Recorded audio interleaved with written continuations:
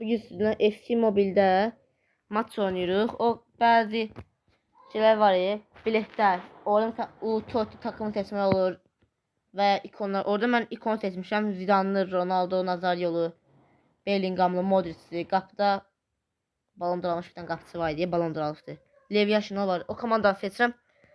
İndi o komandayla rəqibləri inşallah udmağa çalışacağıq. PT1. İndi hələ keçirəm ki, oyun başında təzdən açacağım. Aha, indi komandaları göstərir. Mənim komandam. Əbə o öz komandamda güya. Mənim komandam daha yaxşıdır.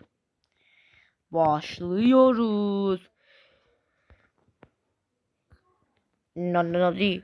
Oy oy oy, driblingi kes.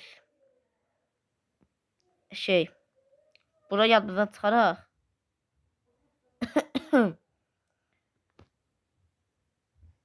Şöyle buna yadımdan çıxaraq hələk biraz. Hə, gözə nə oldu? İştirak. Nazaryo gol. Yox, Robert Carlos'muş. Robert Carlos'dan gol. Bunu sevinci eləyir. Hə. Bomba kimi ikinci gol gələcək yerdən. Başlayırıq, devam edirik. Corner. Van'dan ara bir yeri kocaman kafam kadar. Legan tek uzenim çakar sana. Bu parçam leşbik hoşum babaya. Hocam. Aha, indi 1-0 uduruq. Sonraki yarı görək nə olacaqdır. Hə, başladıq. Pas ver. Zulit vurdu. Kobel harikalar yaratıyor. Hə, devam edirik. Zidane. Puskas. Modric. Valverde. Rivaldo. Yok. Oy, az gol şraf olurdu. İndi geliyoruz. Pas veriyoruz. Modric çıxır, De Bruyne giriyor. Ve bize gol vurdular. 1-1. Haaland. Haş bir daha gol vurdu bize. Yine. Gola bakabilir. Başladık. Sakit dur. Her neyse. Buraya yaddan çıxdı. İndi nə oldu? Çıxdı mı? Çıxdı da kimdən dindi? Salatçı. Desailli'dendi. Sağ olas. Ay.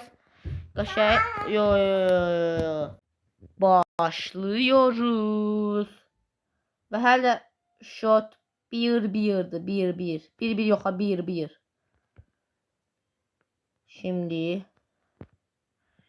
lazımsız bir sürütmek. Aman tanrım, ne oluyor? Kavga mı ediyorlar? Her neyse. Şaka 20 aboneye çok az kaldı. Çok az. Ne olur ya burada? Yo, fikir olmasın. Hay anasını. Ne olur fikir olmasın. Olmasın, yok. Rivaldo gol vurdu. Böyle 2-1. Rivaldo vurdu ye. Bu boyda boşluk var. Vurar da qapçı xiyardı, yanlıqdı. Boşları o boyda boş yer verir. İndi gəl daldayıq. Lazım idi.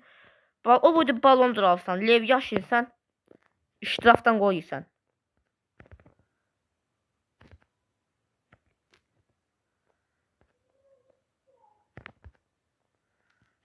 Ha, ne olur gol vurak.